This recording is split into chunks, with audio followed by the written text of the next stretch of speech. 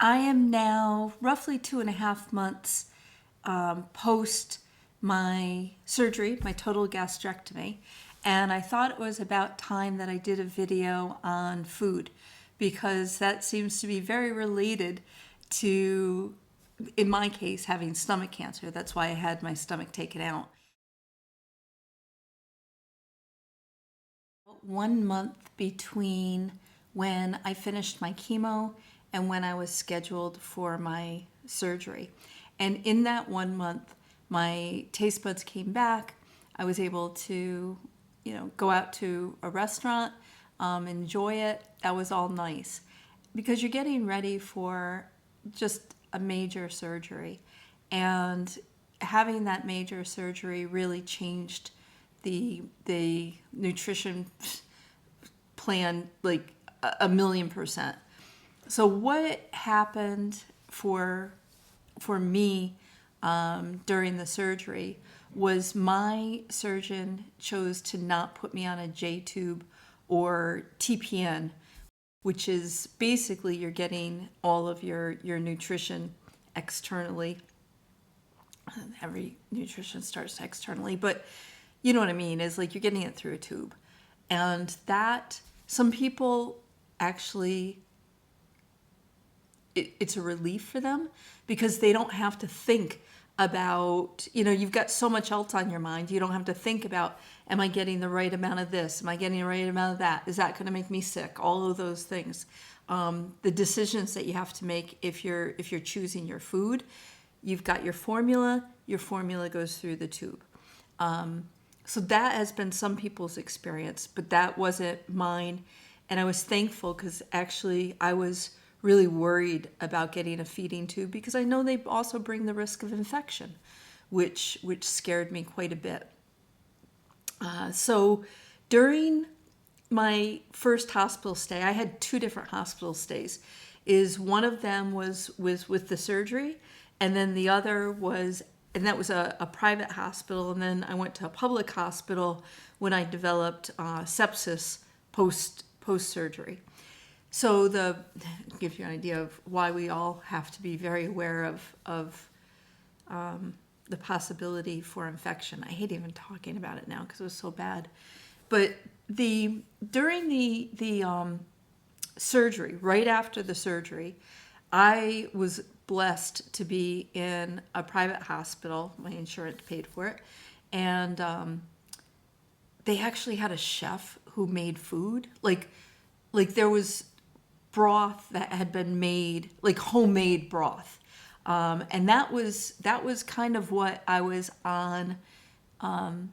Actually, it was, first of all, it was clear liquids, just kind of, very clear liquids. That was probably for a couple of days. And then it was things like the broth, anything clear Jello.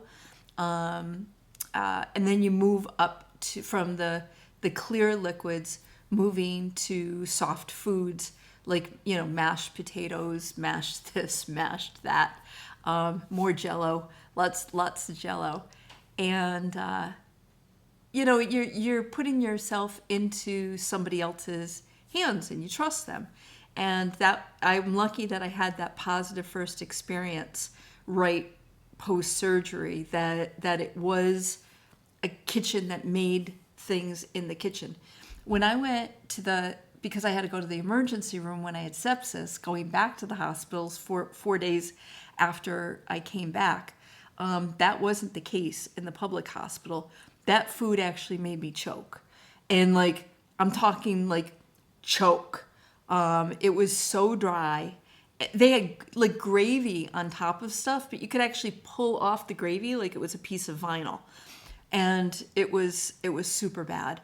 So I didn't eat a lot in my 5 days that I was in the public hospital, just because the 2 choking incidents scared the heck out of me.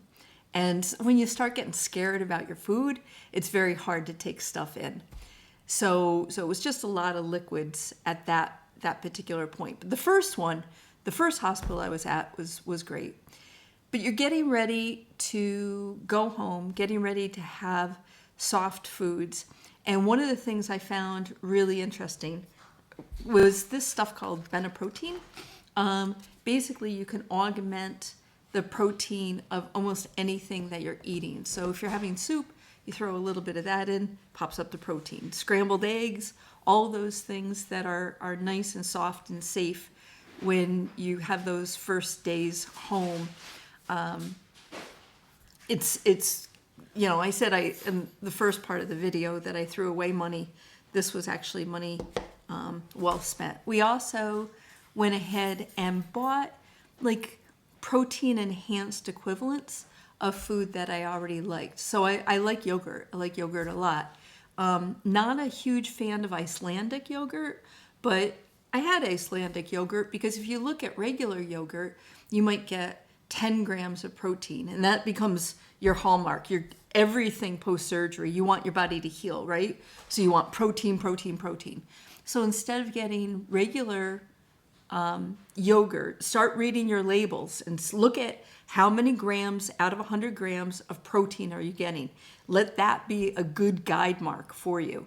So you look at regular yogurt, you might be getting 10 grams of protein per 100. You look at an Icelandic yogurt, you might be getting 17 grams of protein. And you're really, because you're eating so little, you want to protein load everything. It was the same thing with milk. Like regular milk was a certain amount of protein. We have this stuff in New Zealand called farmhouse milk, which is unhomogenized, but it's more protein. And it might be just a gram here or there, but it's also kind of good for your head that you're doing as much positive as you can for your nutrition by getting all that protein in.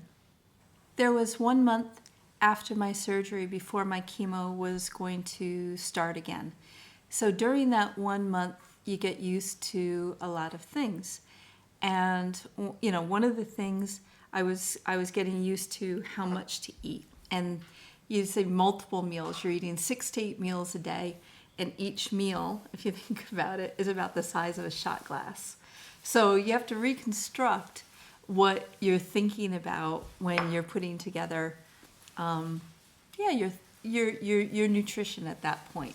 So you're learning about how much to eat, in addition to learning what to eat in terms of what soft foods that get your palate going, make you want to eat. You want to go into that second round of chemo really strong. So do as much as you can in terms of keeping your nutrition up. When to eat became a thing because you take a nap or you're doing a little bit of reading or something and you're not even aware that an hour has gone by. So I literally had to set alarms for, here's an eat alarm, and then an hour later there was a drink alarm, and then an hour later there was an eat again alarm, and an hour later there was a drink alarm. And that sounds stupid, but that's what I needed. I needed a whole day's worth of alarms because otherwise I was just letting way too much time go by. And I haven't mentioned about beverages at all, but yeah, even probably, you have to keep your hydration up. That's a really important thing anytime, but especially when you're going back to chemo or when you're starting chemo is key. Don't let yourself get dehydrated. So learned about how much to eat, and that kind of goes hand in hand with eating more often. Also had to learn the order to eat things, that it's better to have your protein first and then your carbs, because your protein slows down your digestive system so that your carbs, even without added sugar, you can pop up your sugar levels because everything's getting digested much quicker. You don't have a stomach to hold the carbs, right? So what happens is you get a sugar pop and then you get a sugar drop. If you have protein beforehand, it slows your digestion down. So if you having something that has a little bit of carbs in it afterwards isn't going to kind of go right through you. And that's where you'll probably do some reading about dumping syndrome. If you make a mistake with the carbs, and you will, I did, what'll happen is your body will tell you you made a mistake. And the reason why it'll tell you is you'll kind of like immediately be hoofing it for the bathroom. So it's a very different thing when you're doing all this learning post-surgery about what to eat. But the biggest thing is to just be really, really gentle. Keep on the soft foods for as long as you need to. Be mindful. I could eat things that were like minced meat, but eating something that even was a very, very, very well chewed piece of a pork chop just caused me agony. So, and that's the problem, is like you don't know you made a mistake until after you made a mistake, and you're going to have times when you make you're going to make mistakes, and you just have to give yourself the grace that you're going to make mistakes. Your gut is going to hurt you a little bit.